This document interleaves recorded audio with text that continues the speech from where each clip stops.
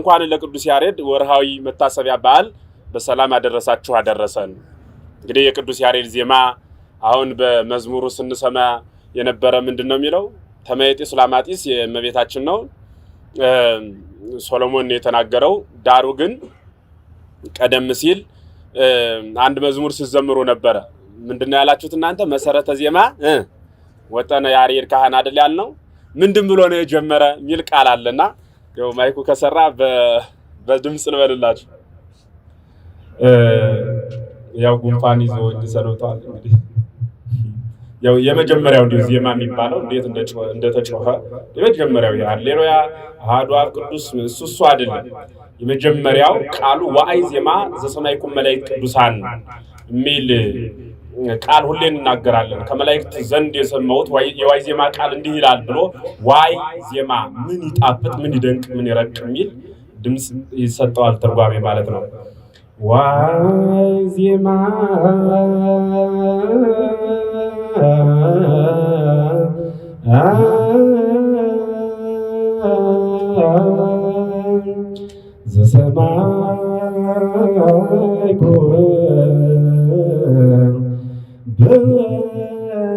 በሰማይ መላእክት ቅዱሳን ዘይብሉ ቅዱስ ቅዱስ ቅዱስ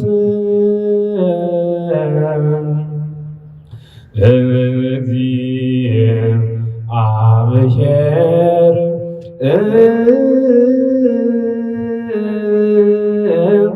መላ ሰማያተ ወምድር ቅድሳት ስብሐቲከ የሚል ዜማ ቅዱስ ያሬድ ለመጀመሪያ ጊዜ የሰማው ዜማ ነው ማለት ነው። እና ይሄ ብዙ አልወደውም፣ ለዛ ነው ሰፋፊ መድረክ ላይም ብዙም አልተጠቀመው። ያው ለድምጹ ለዜማው ብቻ እንዲሰማችሁ እና ምንድነው ይሄን ቅዱስ ያሬድ ለመጀመሪያ ጊዜ ቅዱሳን መላእክት እንዲያሉ ነው የሚያመሰግኑ። ይህ ወደ አማርኛ ወደ እናንተ ቋንቋ ሲቀየር ዋይ ዜማ ዘሰማይኩም መላእክት ቅዱሳን በሰማይ ቅዱሳን ከሚሆኑ መላእክት በሰማይ የሰማሁት ዜማ ምን ይደንቅ ምን ይረቃለ። ከዛ በፊት ዜማ የሚባል አይታወቅም። ጌታ እንግዲህ የተወለደው ዛሬ 2000 ዓመት ነው። ቅዱስ ያሬድ ዜማውን ያመጣው ደግሞ ከሰማይ ሄዶ የሰማው በ5ኛው መቶ ክፍለ ዘመን ነው። ያ ማለት ለ500 ዓመት ሐዋርያትም ሌሎቹም በነበሩበት ቅዱስ ሥጋው ክቡር ደግሞ የሚፈተተው በንግግር ነው እንጂ ዜማ የለም። እንዳበው በትውፊት የራሳቸው እንደየሀገራቸው ባህል የሚጮህበት አለ ይባላል። እንዲህ አይነት ዜማ ግን አልነበረም ማለት ነው። እና ኢትዮጵያዊ ሊቅ ለኛ ብቻ የተሰጠ ሀብት ነው። እንኳን ደስ ያላችሁ ለማለት ነው። እንግዲህ መጽሐፍ እናንተ እንድትመርጡ ድል ሰጥቼ ነበረ በጣም ለረጅም ሰዓት ምንም ማማርበት ርዕስም እንድንመርጥ እንዲው እስካሁን ድረስ እኔም ዛሬ ምን ብዬ ላስተምራቸው እንዲው ለህይወታቸው ምን ቢሆን ይሻላል እያልሁ ለራሴ እያሰብኩ እናንተም ደግሞ እንደለማይ ይህል አንድ ቀን ከቆለው አንድ ቀን ከደገው እያቀላቀል ነበር የምናስተምራቸው። እንዲው ዝም ብሎ ለጊዜ መግፊያም ይመስል ነበር። ከዚህ በኋላ እንደ እግዚአብሔር መልካምና ቅዱስ ፈቃድ ርዕስም መጽሐፍም ይኖረናል።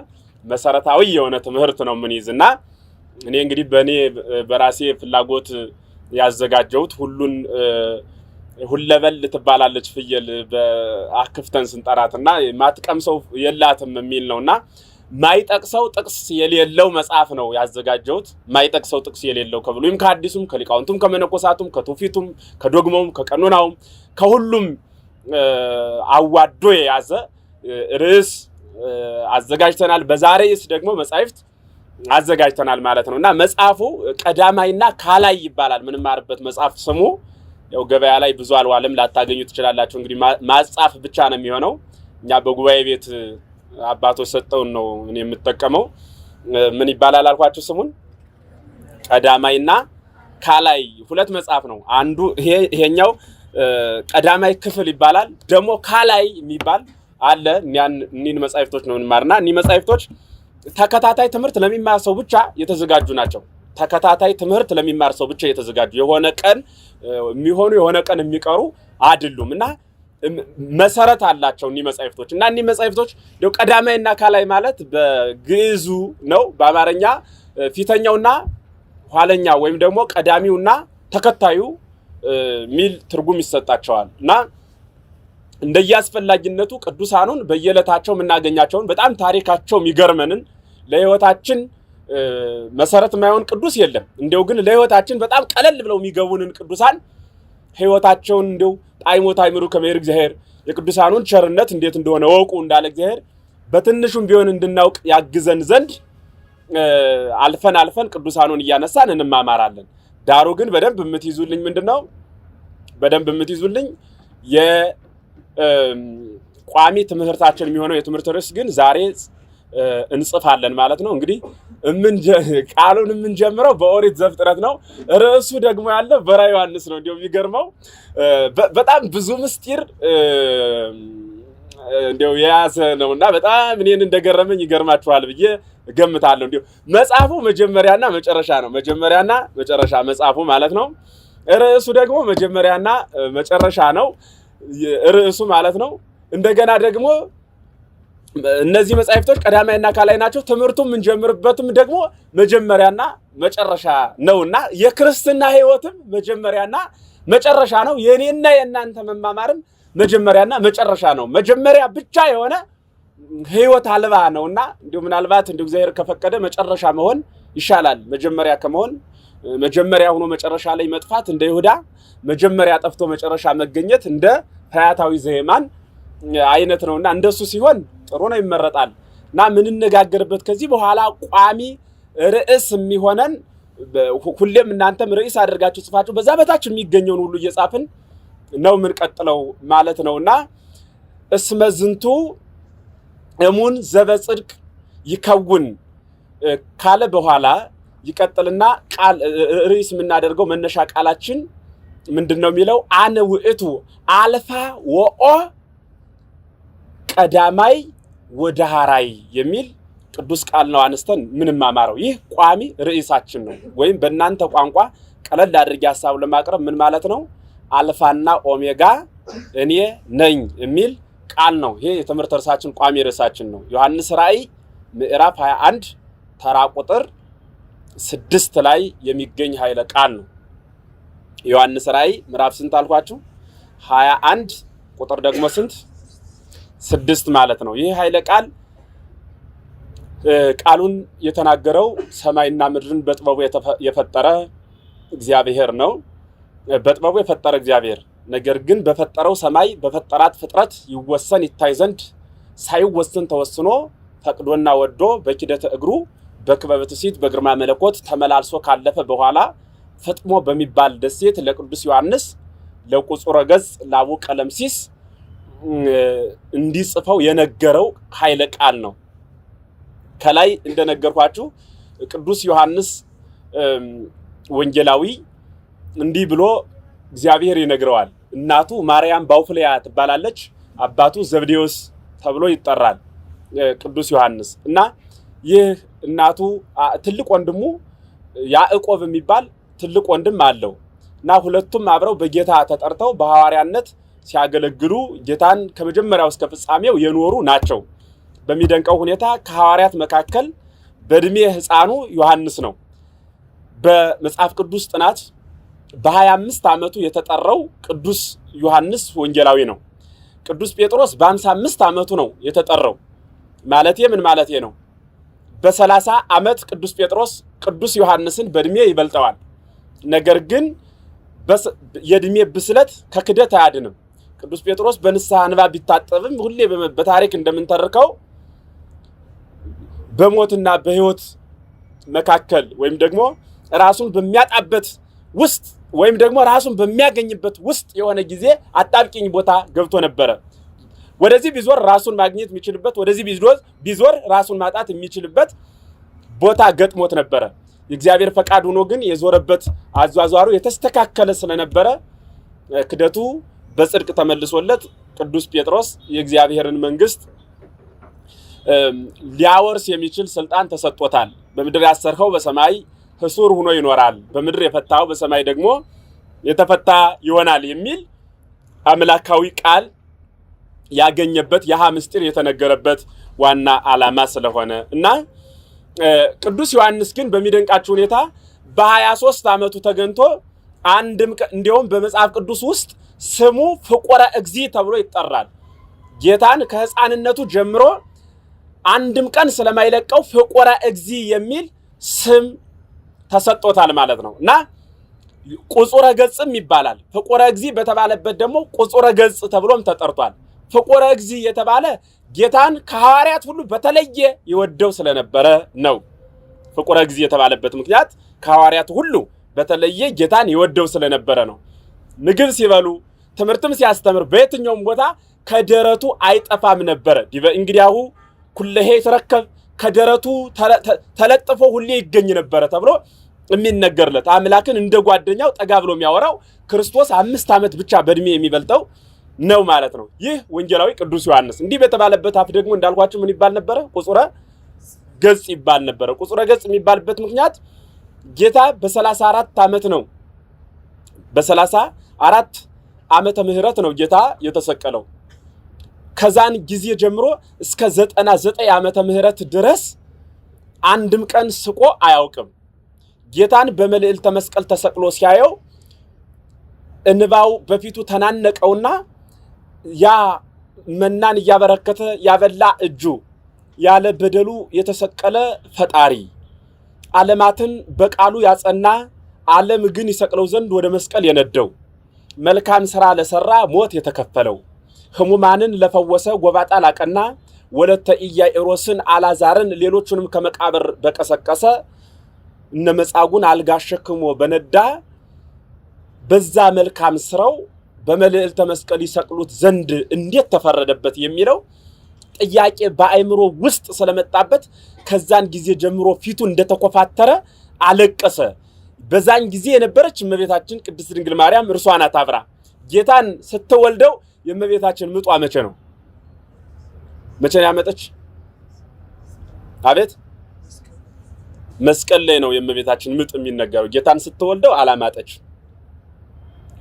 ለምን? በምጥ አይደለም የወለደችው። ከመል እንደዚህ እንደ ላብ ነው የሚለው። ላብ ከገላ እንደሚወርድ እንዲሁ ነው ጌታን የወለደችው። ላባችን ሲወርድ እኛ ምንም ቀዶን ነው እንደሚወጣ ይታወቃችኋል። ልክ እንደዛ ነው የወለደችው።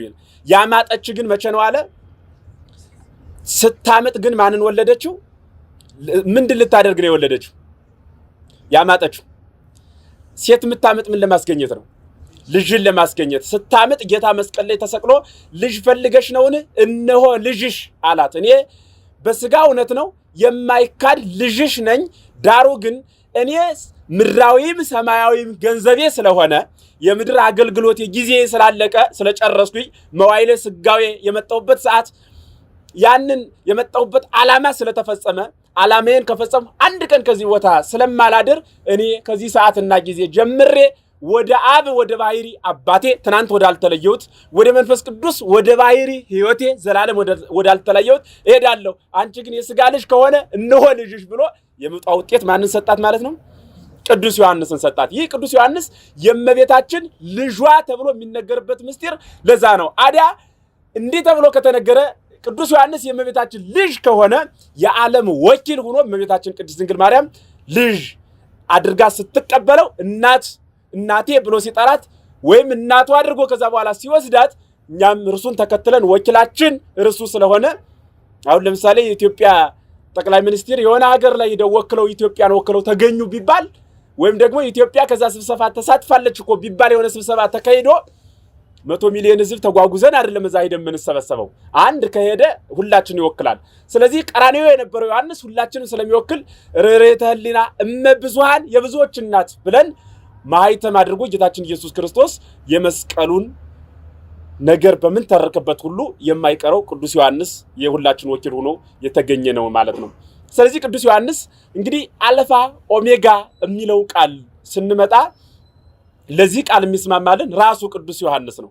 እንዴት ነው ካላችሁኝ ዮሐንስ መጀመሪያ ጌታ ገና ሐዋርያትን ሲጠራ ከ12ቱ ሐዋርያት ቀድሞ የተገኘ ዮሐንስ ነው። መዝግባችሁ ያዙት። ፈተና ምናልባት ይሄ አሁን ምን ጀምረው ትምህርት ፈተና ሁሉ ያለው ትምህርት ነው። በነገራችን ላይ እንዴው ዝም ብሎ እየመጣ እየተቀመጠ የሚሄድ ሰው ባይኖር ጥሩ ነው። እንዴው መጻፍ የማትችሉ ሰዎች እንኳን ብትኖሩ የአይምሮ ጥያቄ ሁሉ ጠይቃለሁ። ያ ስለሚሆን ከዚህ በፊት የጠየቁት ጥያቄም አለኝ፣ እሱንም አረሳም። አዎ እኔ አንብቤ መጥቼ ማን ላይ ነው ማስቀምጠው የሚለውን ማወቅ አለብኝ። ዝም ብሎ እንትን እያልኩ የሚሄድ ከሆነ ገበሬ እኮ ይመጣል፣ ያርሳል፣ ይለፋል፣ ይቆፍራል፣ ምን ይላል ብሎ ወራቱ ሲደርስ ግን እንዴት ነው ይቦቀሉ አዝሏል አላዘለም እያለ ይመጣ ያየዋል። ትክክለኛ በጣም አዝሎ ከሆነ ቀጣይ ዓመት ለማረስ ካለው መሬት ላይ ለመጨመር ጥረት ያደርጋል። ለምን? ድካሙን በፍሬው ስለሚረሳው። መምራንም እንዲሁ ነው እንጂ እኛ እጸው እኮ የኛ ምሳሌዎች ናቸው። ያ እጽዋት ምንም ውሳኔ የለውም፣ በራሱ መወሰን አይችልም። መቁረጥም ይቻላል። እኛን ባለቤቶቹ እኛም እንደ እጽዋት እግዚአብሔር መቁረጥም ይችላል። እስከምንቆረጥ ግን ማፍራት ግዴታ ነው። የሚቆረጠው በቀሎ መጨረሻ ላይ ታችሁት ከሆነ መሃን የሚባል አለ፣ ምን ፍሬ የሌለው ደግሞ ያፈራም አለ። ግን ያፈራው ሲቆረጥ አንተ ፍሬ ስለሌለ ተብሎ አይተውም፣ አብሮ ይቆረጣል። ወያው በእሳት ይላል፣ ፍሬ ስለሌለው በእሳት ይቃጠላል ማለት ነው። ስለዚህ መጨረሻ ላይ ፈተናም ስለሚኖረው በደንብ ሐሳቡን መያዝ ይጠይቃል። ስለዚህ ቅዱስ ዮሐንስ የሐዋርያት ሁሉ ምንድነው አልኳችሁ? መጀመሪያ ነው፣ ከሐዋርያት ሁሉ የመጣ። ስለዚህ አልፋ ማለት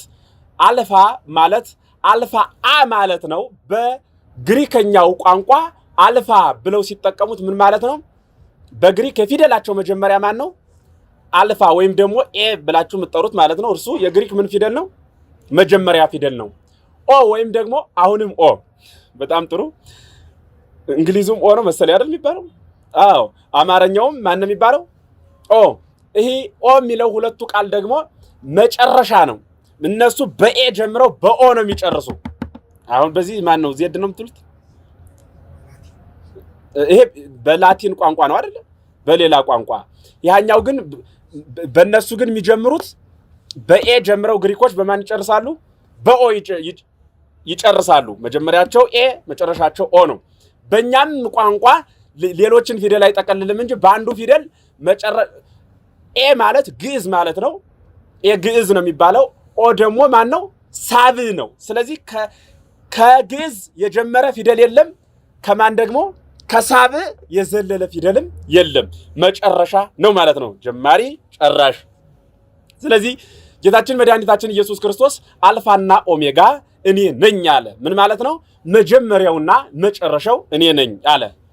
መጀመሪያው የት ነበረ? ብዙ ሰዎች ግራ የሚያጋባቸው እግዚአብሔር ዓለምን ፈጠረ ማለት እግዚአብሔር ወልድ ሎቱ ስብሐትና ዓለምን ፈጠረ ሲባል እንዲህ አልፈጠረም እኮ ዓለምን ፈጠረ የሚል እግዚአብሔር ነው የት አለ ብለው ጥያቄ ያነሳሉ። እኛም እንዲህ ብለን እንመልስላቸዋለን። ኦሪት ዘፍጥረት ምዕራፍ 1 ቁጥር 1 እዛው ታች ድረስ ሄዱና እግዚአብሔር በመጀመሪያ ሰማይና ምድርን ፈጠረ አለ። ማን ፈጠረ? ይቀጥልና በምድርም ላይ የሰፈፈ ምን ነበር አለ? ምን ነበር? ውሃ ነበር። ወቀላይ መልዕልተ ማይ በላዩ ላይም ምን ሞልቶበት ነበር አለ? ውሃ ሞልቶበት ነበር አለና እግዚአብሔርም ይከፈል አለ ይላል። ምን አለ? ምን ወጣ አለ በሚለው ውስጥ ምንድነው የሚወጣው? ቃል ወጣ። ያ ቃል ማን ነው? ማን ነው ያ ቃል? ኢየሱስ ክርስቶስ ነው። ያ ቃል ወጣ፣ የብስ መጣ፣ ቃል መጣ፣ ተከፈለ፣ ቃል መጣ። ያ የሚወጣው ቃል እንዲሁን ይኩን ለይኩን ለይት ጋባ ማይ ውስጥ ተመይላዲሁ ውሃም ተጠራቅሞ ወደ ማይደሩ ይግባ አለ። ቃል ወጣ፣ ውሃም እንዲሁ ተጠራቀመ። እንዲህ እያለ ይመጣና ያ ቃል ማን ነው የሚለው እናንተና እኔ አይደለንም የምንመልሰው። ራሱ መጽሐፍ ቅዱሱ ቀዳሚው ቃል ውእቱ፣ ይሄ የያዝነው ሐዋርያ ቅዱስ ዮሐንስ ወውእቱ ቃል ስጋ ኮነ ብሎ ይነግረናል ማለት ነው። ስለዚህ አልፋ ኦሜጋ የሚለው ቃል ወደ ነገረ መለኮቱ ጥልቅ ሐሳብ ሳንገባ ስለኛ ህይወት የተወሰነ ሐሳቡን እንየውና ወደ ነገረ መለኮቱ ገብተን ምን ሄድበት ዋና መንገዳችን ወደ መንገዳችን ከመግባታችን በፊት የመንገድ ዋይዜማ አለው። አንድ ሰው ተነስቶ አሁን እኔ ከዚህ ተነስቼ ከመሄደ በፊት ተቀምጬ ትንሽ አስባለሁ። በየት እንደሚሄድ እንዴት እንደሚሄድ ከምን ታክሲ እንደሚይዝ አስቤ ነው የሚሄደው። ሳላስብ የሚሄድ ከሆነ ካሰፉበት አልደርስም። ምክንያቱም አላሰፉማ። ያላሰበ ሰው ከሚያስበው አይደርስም። ለምን? አላሰበ ስለሆነ ነው። ስለዚህ ወደዚህ ጉዞ ለመጓዝ ማሰብ ይጠይቃልና አልፋና ኦሜጋ ማለት መነሻና መድረሻ የሚል ቃል ነው የሚሰጠውና ይህ ቃል ለኢየሱስ ክርስቶስ የተነገረ ቃል ነው። እንዲያው እኛም አልፋና ኦሜጋዎች ነን፣ ተነሽና ደራሾች ነን። እኛ መነሻ አለን፣ መድረሻም አለን። መነሻችን ምንድነው? መድረሻችንስ ምንድነው ነው? የሁላችን መነሻ እንደምታውቁት በስጋ ልደት ስናነሳ የተነሳንበት የስጋ ልደታችን በአባት በሽንቱ በእናት በኩል ደግሞ በጡቱ በኩል ተሳትፈን የመጣ ነው። ደመቢሲ የነካን ሰዎች ነን። ይህ የሥጋ ልደታችን ስንቆጥር ነው። ሰው ሁለት ልደት አለው፣ ሶስትም የሚሉ አሉ። ይሁን ግድ የለም። አንደኛው ልደቱ ከእናቱ ማኅፀን ነው። ሁለተኛው ልደቱ ደግሞ ከምንድነው? አቤት ከመንፈስ ቅዱስ የምንወለደው መወለድ ነው። ሶስተኛው በትንሣኤ ዘጉባኤ ከመቃብር እሱን ልደት ብለው የሚናገሩ አሉ። ችግር የለውም፣ እንደነሱም አይጣላም። የሚያፈርስ ሃይማኖት የሚጥስ ሕግ ስላልሆነ እንቀበላለን። በጉባኤ ታስተምሮ እንደዛ የሚል አላገኘውም እንጂ። ስለዚህ ሰው ተነሽ ነው ብለን ተነሽ ነው ማለት መነሻ ያለው ነው የሰው ልጅ ማለትና የተነሳንበት የት ነው መድረሻችንስ ምንድነው የሚለውን ማየት ይጠይቃል። ብዙዎቻችን እንደምታውቁት የተነሳንበት ከቤተ ክርስቲያን ነው። ማንም ሰው ቤተ ክርስቲያን ላይ ተገንተን ከዚህ የደረስነ ሰዎች ነን አብዛኞቻችን። ማለት ይያልኳችሁ ያለሁት በ70 ዓመትም በ60 ዓመትም ተጠመቁ፣ ግን እዚህ የተቀመጠ ሊጠመቅ አይደለም የተጠመቀ ሰው ነው። ከተጠመቀበት ጊዜ ጀምሮ ተነሾችን እንባላለን እኛ። መነሻችን ያ ነው። መዳረሻችን ደግሞ መቼ ነው ካላችሁ ደግሞ በኢየሱስ ክርስቶስ በሕያው አምላክነት አምኖ ቅዱስ ሥጋውን ክቡር ደሙን ተቀብሎ እስከ መጨረሻዋ ሕቅታ ድረስ እስከ ስቅለት ድረስ ተከትሎ እንደ ዮሐንስ ከመስቀሉ ስር ቆሞ የእመቤታችን እናትነት የክርስቶስን ቅዱስ ሥጋ ክቡር ደም ተቀብሎ ማለፍ ነው። ብዙ ጊዜ አይ እኔ ኢየሱስን እንጂ ከእመቤታችን ጋር ምን አለኝ የሚሉ ሰዎች ኢየሱስ ብቻውን አይደለም እኮ ያለ፣ እመቤታችን ቅድስት ድንግል ማርያምም ከታች አለች። ከፍ ስንል ማን አለ? ወደ መስቀሉ ከፍ ስንል እንደ አምላክነቱ በመስቀሉ ዙፋኑ የነገሰ ኢየሱስ ክርስቶስ አለ። ዝቅ ስንል እንደ ንግስትነቷ ከንጉሱ እግር ስር ማን አለች? እመቤታችን ቅድስት ድንግል ማርያም።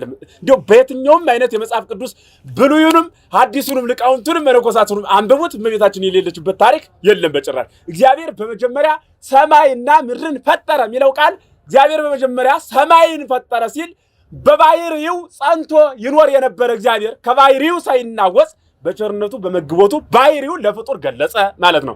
ቀጥሎ ምድርን ፈጠረ ማለት ምድር ሁሉን እንደምትችል ሁሉ የሁሉንን ኃጢአት የምትከድን ከባት ያበሳ እመቤታችን ቅድስት ድንግል ማርያም ተገኘች ማለት ነው። ነውራችንን የምትሸሽግልን። የሚገርማችሁ እኮ እመቤታችን እኮ ይሄ አሁን የሚዛለለው ፓስተር እንዲህ አይደለችም እንደዚህ ለነሱ ሁሉ እኮ ነው የምትጸልየው። የሚገርማችሁ ማለት ነው። ምክንያቱም ልጇ ያስተማራት ለጠላታችሁ ምን በሉ ብሎ ነው ጸልዩ ብሎ ነው። የልጇን ቃል ደግሞ እናት ምን ያህል እንደምትሰማ በልጆቻችሁ ወይ እናንተ ለእናቶቻችሁ በምታደርጉት ወይም እናቶቻችሁ የሚያዟችሁ ምን ያህል እንደምታከብሩ በዛ ልክ አስቡት።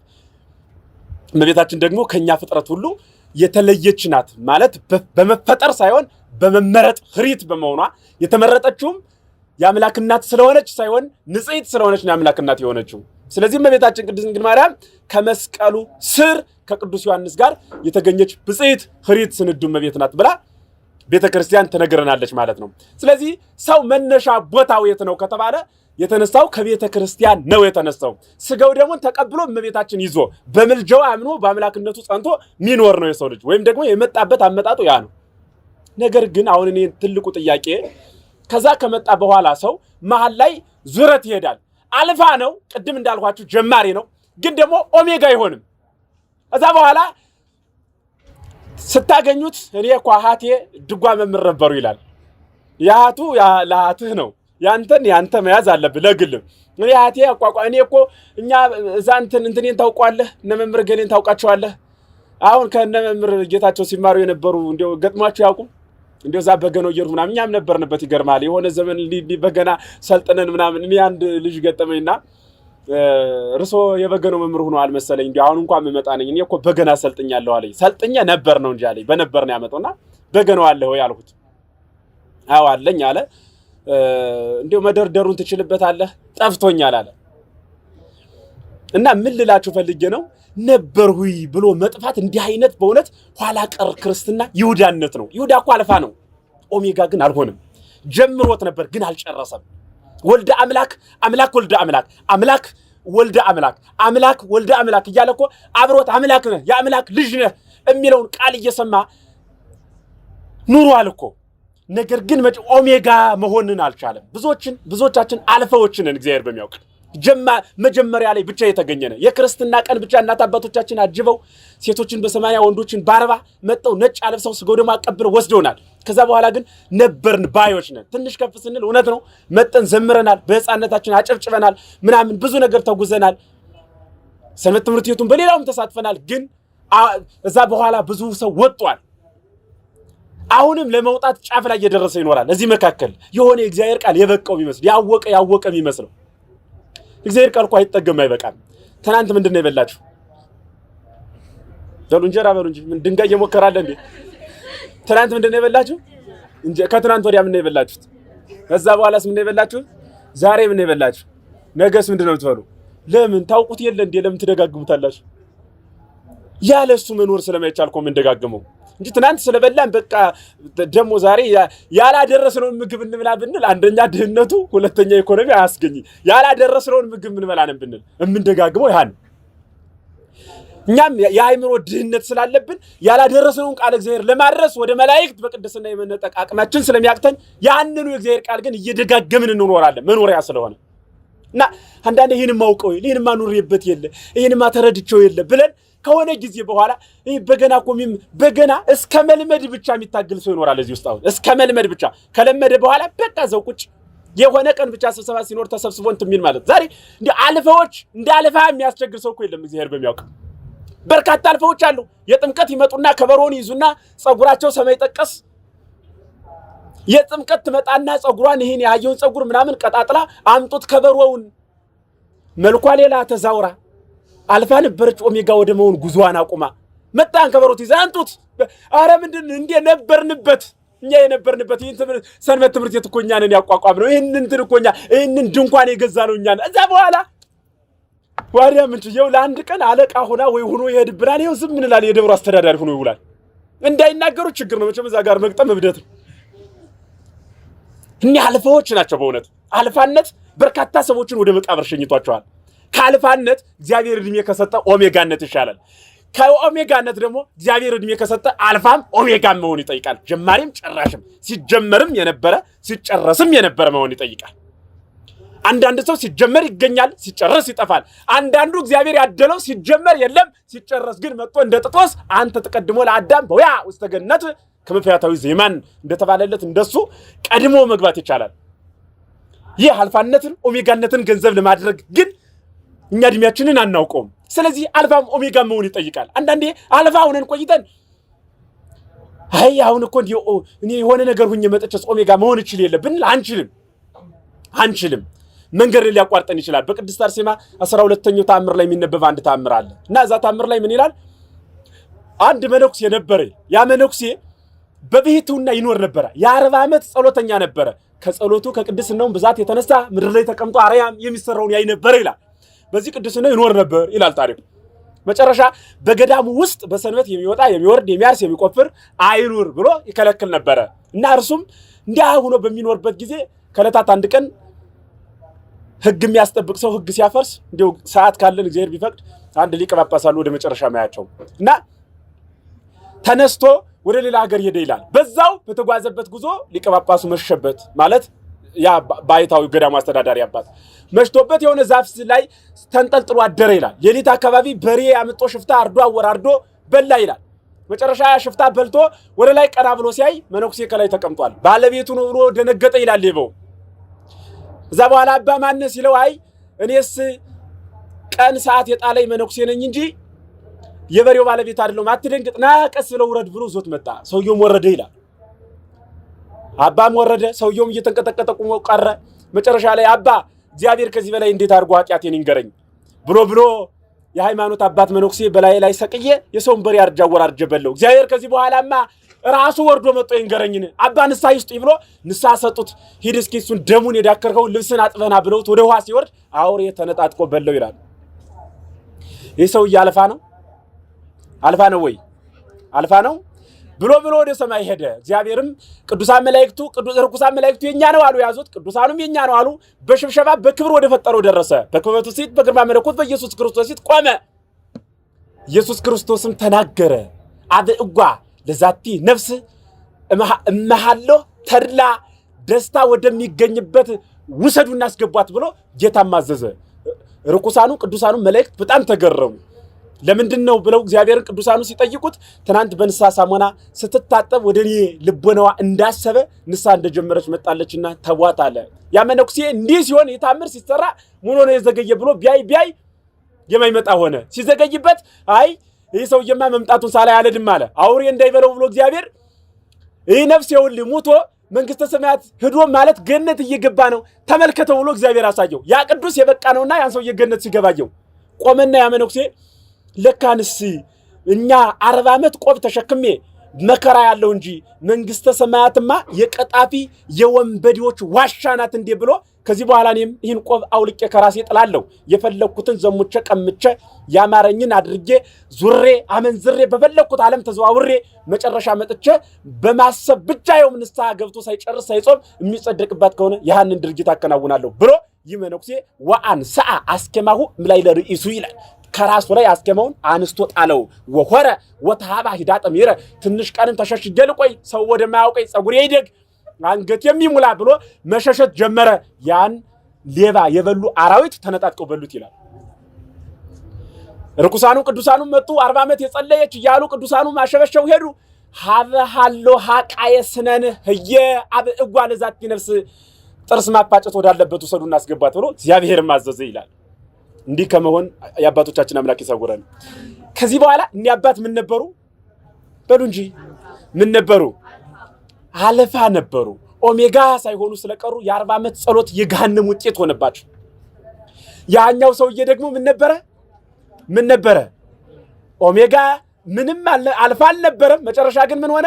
ኦሜጋ ሆነ። መጨረሻው ላይ የሚገኝ ሆነ እና በእውነት እግዚአብሔር በሚያውቅ የሆነ ቀን መጠን የምንጸድቅበት አይደለም። ሁሌ ነው ክርስትና። የሆነ ቀን ተነስተን በመናደርገው የሚገኝ ውጤት አይደለም። የሆነ ቀን ሰምተን የሆነ ቀን በመናደርገው በሆነ ቀን የምናደርገው ነገር የሆነ ቀን ነው የሚያደርገን። ምንም ሰው ሊያደርገን አይችልም። ሁሌ የድግግሞሽ ውጤት ነው። ዘመድ ይህ ዘመን እንኳንስ ይቅርና እግዚአብሔርን አመስግኖ መንግስተ ሰማያትን ለማግኘት ይቅርና እንዲህ ምድራዊ ስጋን እንኳን ቤት ለመስራት አቅቶን የለ እንዴ? በኪራይ የሚሰቃዩ በ60 በ70 ዓመታቸው ብዙ ሰዎች የሉም። ይህ ምድራዊ ቤት ማቆም እኮ አቅቶ ሰማያዊ ቤትን ማለማቆም እዚህ በላይ መድከም ይጠይቃል። እግዚአብሔር በሚያውቅ ይህ ዘመን ስጋን እግዚአብሔርን ይቅር ትንሽ እኮ ነው ዘመናችን።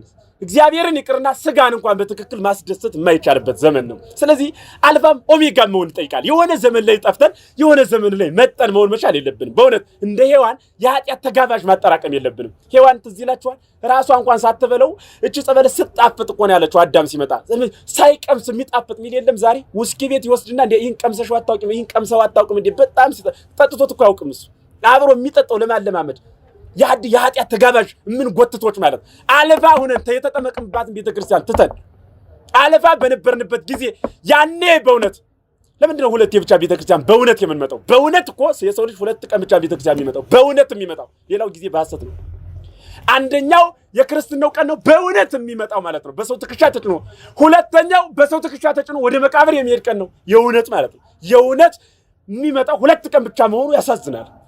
እግዚአብሔር በሚያውቅ ብዙ አይነት አነዋወር መኖር ይቻላል። የውሸት መኖር ይቻላል። የውሸት ማስመሰል፣ የውሸት ብዙ ማድረግ ይቻላል። የውሸት መክበር ይቻላል። የውሸት መግደል፣ መቀማት የውሸት ግን የውሸት የሚባል ሞት የለም። ሞት ግን የእውነት ነው። እግዚአብሔር በሚያውቅ ያ ቀን ሲመጣ አልፋና ኦሜጋ ነበርኩኝ ብለን ትናንት የተገኘነው ክርስትና ሳናሳድፍ ብታድፍም እንኳን በንስሐ ሳሙና ያጠብን ለባለቤቱ ማስረከብ ይጠይቃል። እንዲህ ካልሆነ ግን ዝም ብሎ የሆነ አሁንም ነው። ወደ ምስጢሩ ላምጣችሁና ይህ ቃል አልፋና ኦሜጋ የሚለውን ምስጢር የመረጥኩበት ዛሬ ጀምረነዋል። ቃሉን ምኖችነን አልፋዎችነን ካላዩንም ቀዳማዩንም እስከምንጨርስ ኦሜጋዎች ሁሉ መሆን ይጠይቃል። እንደ እስስት ዛሬ ሌላ ሰው ነገ ሌላ ሰው እየመጣ ምን ነበር የተባባለ የሚል ድምጽ ከናንተ መስማት አልፈልግም። የእግዚአብሔር ቃል ስለሆነ በደንብ ጀምረን በደንብ እንማማራለን። እኛም ደግሞ እዛው ጭቆ በእውነት ምን ማስተምራችሁን ማትይዙ ትናንት የነበረው አዲስ ሰው እንደገና እየጋበዛችሁ መምጣት እንጂ እናንተ የምትቀሩ ከሆነ እኔም ችግር የለም እግዚአብሔር ይመስገን እንጂ ምንድነው የኛ ተርጓሚ የሚለው አለ። ባለሀብት ከቆለውም ከደገውም ውሰዱ ቢል የሚሰጠውን አያጣም ይልና ብሎ አዲስ የተማረም ዝም ብሎ ገጠመኝ ቢያስነሱትም የሚጠቅሰው አያጣም ይላሉ። እውነት ነው። እኔ የምጠቅሰው አላጣም። አንዱ ቦታ አባቶችን ዘላለም ይጠብቅልኝ እንጂ ካስተማሩኝ አንድ ርዕስ እየመዘሱኝ ይገርማችኋል 2 ባልና ሚስት ሁሉ ነበሩ እያልሁኝ እንዲህ እያልን መለያየት እንችላለን። እናንተም አይጠቅማችሁም የኔም ድካም ከንቱ ይሆናል ማለት ነው። ስለዚህ አልፋና ኦሜጋ መሆን ይጠይቃል። ትናንት የነበረ ነገ የሚኖር ነው እንጂ የሆነ ሰዓት ኑሮ የሆነ ሰዓት የሚጠፋ አበባ መሆን ጥሩ አይደለም። አበባ በጣም ይመጣል መሃል ላይ ድርስ ይልና ይጠፋል። ትናንትም አልነበረም ነገም አይኖርም። እስከ ፍሬም አይኖርም በቡቃያም አልነበረም። የሚገኘው የሆነ ጊዜ ብቻ ነው። ምልክት ሰጥቶ የሚጠፋ ሰው አለ እዚህ ውስጥ መጥቶ ዝም ብሎ የሆነ ቀን ዝም ብሎ ዘምሮ እንዲው አድርጎ የሚጠፋ ይሄ ትክክል አይደለም። ተመስጦ ያን የምትዘምሩትን ደግሞ አስተውሉት። እግዚአብሔር በሚያውቅ እኔ አሁን እንበዬ በዚህ ውስጥ ክርስቶስ ምስክሬ ነው። በቃ እንበዬ በዚህ በሚታየው ባይፈስ በውስጤ እንባ እየፈሰሰ ነበር። ያሁኑ መዝሙር ሲዘመር ሱላማጢስ አንቲ ተመየጢ ድንግል ሆይ ተመለሽ የሚል ስደቷን የሚገልጽ ነው። ተመለሽ ድንግል ለአንቺ አይሆንም። ህብስተ ሕይወት ኢየሱስ ክርስቶስን ይዘሽ እንዴት ትራቢያለሽ? ለዓለም የሚመግበው እኮ ጀርባሽ ላይ አለ። ማየ ሕይወት ኢየሱስ ክርስቶስን ይዘሽ እንዴት ትጠሚያለሽ? እንደማይ የሚፈስ ዓለማትን ኤፍራጥስና ጤግሮስን የፈጠረ እነ ግዮን እነ ኤፌሶንን የሚያፈሳቸው ንጉሥ ክርስቶስን ተሸክመሽ ለምን ትጠሚያለሽ? ዓለምን በሚያምር ሜዳ ያሰማራውን ንጉሥ ክርስቶስ ይዘሽ ለዓለም ሁሉ ጫማ የወርቅ ዙፋን የሚያድለውን ይዘሽ አንቺ ግን እንዴት አሚካላ ሾ ይወጋሻል የሚለው መዝሙር ነበር የዘመራችሁ። ቁጭ ብላችሁ ስታስተውሉት ያስነባል፣ ያስለቅሳል። ሱላማጢስ አንቲ ተመየጢ የሚል ድምፅ እመቤታችን ሆይ አንቺ ተመለሽ ማለት ነው። ተመለሽ፣ እሱ ለአንቺ አይበጅሽም። ስደት ለወንጀለኛ ነው፣ ስደት ለሌባ ነው፣ ስደት ለቀማኛ፣ ስደት ለማይሰማ ነው። አንቺ ግን እንጀራ ይዘሽ እንዴት ትሰደጃለሽ? እንጀራ ይዘሽ እንዴት ትራቢያለሽ? ድንግል ተይ ተመለሽ፣ ለአንቺ አይሆንም እያለ ነው። በርቀት መነጽር ገና በ930 ዓመት በፊት የነበረው ሶሎሞን አምጥቶ ነው ገና ለሚወለደው ክርስቶስ እርሱን ህብስት ተሸክማ ለምትሄደው በትንቢት መነጽር ሲናገር የነበረ። ያን ማየት ስንችል ወደ ውስጥ ማስተዋል ስንችል እምንናገረው ሁሉ የእግዚአብሔር ቃል ሁሉ የሚመረመር ነው። የሚገርማችሁ እያወቅን በሄድን ቁጥር እኔ እኮ ድሮ ናአኩተከ እግዚኦን እስቲ ባክ ከምትለዋን ቃል ለመያዝ ነበር ትኩረቴ፣ ፊደሏን በአእምሮዬ ለማጽረጽ። ከዛ በኋላ ግን ምን ማለት ነው ናአኩተከ እግዚኦ? አቤቱ እናመሰግንሃለን። አቤቱ የተባለ ማን ነው? ምስጋናውስ ምንድን ነው? በእውነትስ ፈጥሮ የኔ ምስጋና በእርሱ ፊት ፍሬ ነውን የሚለውን ስንመረምረው የዘላለም ትምህርት ህይወት የምናገኝበት ድምፅ እየሆነ እናገኘዋለን። ስለዚህ እኔ እምላችኋለሁ አልፋና ኦሜጋ የሚለው ድምፅ መጀመሪያና መጨረሻ ነው። ስለዚህ ይህን ቃል ዛሬ በህብረት ጀምረነዋል ማለት ነው። እንኳን ደስ አላችሁ በሉ እስኪ። እንኳን አብሮ ደስ አለን። ስለዚህ አብረን በጋራ እንጨርሰዋለን። አልፋ ሆነን ጀምረነዋል፣ ኦሜጋዎቹን እንገኛለን። የሆነ ጊዜ ታይቶ መጥፋት አልፋነት ብቻውን ጥቅም የለውም። ምናልባት እግዚአብሔር ካደለ ኦሜጋነት ነው። ኦሜጋነት ደግሞ ለመምጣታችን ዋስትና የለንም። ኦሜጋ ለመሆን ዋስትና ያለው ሰው አለ ወይ? ዛሬ የሚጨፍሩት የሚጠጡት ሰዎች ተመልሰው ንስሐ ለመግባታቸው እነርሱስ እኛስ እናውቃለን ወይ? ድንገት ቢመጡ በክርስትና ሊቀድሙን ይችላሉ። አይቀድሙንም እንዴ? ኃጢአተኛ ስታይ አታንጓጥ የሚል እኮ ለዚህ እኮ ነው። አረጋዊ መንፈሳዊ ለእመ ርእከ አንተ ፈያታዊ ወዘማዊ፣ ፈያታዊ ዘማዊ ሰው ብታይ በል ባይቴ አእምር በየት አውቃለሁ በል ከመይቀድመኒ በወያ ውስጥ ገነት ከመፈያታዊ ዘይማን፣ እንደ ፈያታዊ ዘይማን ቀድሞ ገነት ሊገባ ይችላል በል እንጂ ይላል። በእውነትም ይገርማል። ቃል የተገባለት አዳም፣ ከሰማይ የተወረደለት አዳም፣ እነ አብርሃም፣ እነ ያዕቆብ፣ እነ ይስሐቅ፣ እነ ዲቦራ፣ እነ አስቴር፣ እነ ራሄል፣ እነ ልያ፣ እነ ዲና ሌሎቹም ቅዱሳን በመሉበት የሰው ቋንጃ ሲሰብር የነበረው ክዶ ገነት ቀድሞ ገባ ሲባል ይደንቃል። እግዚአብሔር ከፈቀደ እንዲህ ይሆናል። ግን ላይፈቅድልን ሁሉ ስለሚችል እኛ ስንፈላሰፍ ዛሬ ልጨፍርና ነገ ንስሐ ገባለሁ ስንል በጨፈርንበት ቀን እግዚአብሔር ሊወስደን ስለሚችል የምንፈላሰፍበትን አይምሮ የፈጠረው እርሱ ስለሆነ አልፋና ኦሜጋ እንድንሆን የአባቶቻችን አምላክ ይፍቀድልን። ስለዚህ ዛሬ አልፋና ኦሜጋ የእናንተና የኔ ህይወት ጀማሪዎች ነን ጨራሾች እንድንሆን የሚለውን ቃል ነው የተነጋገርን። ቀጣይ አልፋና ኦሜጋ በነገረ መለኮት የሚለውን እናይና ከዛ ነገረ ሃይማኖት የሚለውን ሃይማኖት መሰረት ስለሆነ በነገረ ሃይማኖት አድርገን ነገረ ስጋዊ ምስጢረ ስላሴን ይዘን ዓለምን ጠቅላላ የምናይበት ርዕይ ነው ይሄ መጽሐፍ ማለት ነው። ዓለምን ጠቅላላ የምናይበት በዚህ መጽሐፍ ውስጥ ያልተካተተ ቅዱስ የማይጠራ ርዕስ የለም። እሱን የምናይበት ነው ማለት ነውና የአባቶቻችን አምላክ ይህንን አይተን ምስጢር አድላለን ሃይማኖታችን አውቀን እንድንጠቀም ይርዳን። በመጨረሻም ዛሬ አባ ያዕቆብ ስዱድ የሚባል አባት ያረፈበት ዕለት ነውና እና ጴላግያ የምትባል እናትም ያረፈችበት ዕለት ነው። እንዲሁ ሁለቱን አመሳስዬ ባጭር በ5 ደቂቃ ውስጥ ለመጨረስ እሞክራለሁ። አባ ያዕቆብ ስዱድ የሚባለው ሊቀ ጳጳስ ነው። ሊቀ ጳጳስ ማለት አባት፣ መሪ፣ መከታ ማለት ነው። የሚቀድም ማለት ነው። ጳጳሳት እንደ ልብሳቸው ጥቁር ነው እንደምታውቁትና የህዝቡን መከራ እኛ ተቀብለናል ማለት ነው። የህዝቡን መከራ ወይም ከህዝቡ በፊት እኛ እንሞታለን ማለት ነው። ለህዝቡ ስንል ተላልፈን እንሰጣለን ማለት ነው። እና እንግዲህ ጳጳሳት አራቱ የመንበረ ፓትርያርክ ወይም ደግሞ አራቱ መናብርት የሚባሉ ነበሩ። ከእርገተ ክርስቶስ ጀምሮ እስከ 443 ዓመተ ምህረት ድረስ የነበረ ከማን አንስቶ አልኋችሁ? ክርስቶስ ካረገበት ጀምሮ እስከማን? እስከ 443 ዓመተ ምህረት ድረስ አራት መንበረ ፓትርያርክ ነበረ። ቀኝና ግራ በኪሩቤል አምሳል የተቀመጡ ቀኝና ግራ እና እኒ ቅዱስ ጴጥሮስ የነበረበት ሀገር ማን ነው? ሮም ነው። በሮም ማን የነበረ? የሮም መንበረ ጵጵስና ወይም በቅዱስ ጴጥሮስ ሮም አንድ መንበረ ጵጵስና ይባላል። አንድ መንበረ ጵጵስና ይባላል ማለት ነው። በቅዱስ ጳውሎስ ኤፌሶን ይባላል። ሁለተኛው መንበረ ጵጵስና በቅዱስ ጳውሎስ የተመሰረተው ወይም በቅዱስ ጳውሎስ መንበርነት የሚታወቀው ማን ይባላል አልኳችሁ? ኤፌሶን ይባላል። ሶስተኛው አንጾኪያ ወይም ደግሞ ሶሪያ ብለን የምንጠራት ማለት ነው። እርሱ ደግሞ ማን ነው? ቅዱስ ዮሐንስ የነበረበት ማለት ነው። እስክንድሪያ ቅዱስ ማርቆስ የነበረበት ማን የነበረበት? ቅዱስ ማን? ማርቆስ የነበረበት እስክንድሪያ ወይም ማናት እቺ? ግብጽ ማለት ነው። እኒህ ናቸው እና በ443 ግን ጉባኤ ሲደረግ ከላባት የሚባሉ ውሾች ሀልወቱን የማያውቁ በጣም የከፉ ግለሰቦች ተነስተው እምነቱ ተሰነጠቀ። ከዛ በኋላ ሁለቱ ለብቻቸው ሆኑ። ቅዱስ ጳውሎስ የነበረበት ኤፌሶንና ቅዱስ ጴጥሮስ የነበረበት ማን ነው? ሮም ሁለቱ አንድ ግድም ሆኑና እኛ አንጾኪያና ግብጽ አንድ ግድም ቀሩ። ስለዚህ በዛን ጊዜ በአራተኛው እስከ 5ኛው መቶ ክፍለ ዘመን ገደማ በአገልግሎት የነበሩ አባ ያዕቆብ ስዱድ ይባላሉ እና እኒህ በአንጾኪያ በሚባለው ነግሰው ነበረ የሚኖሩት በጵጵስናቸው።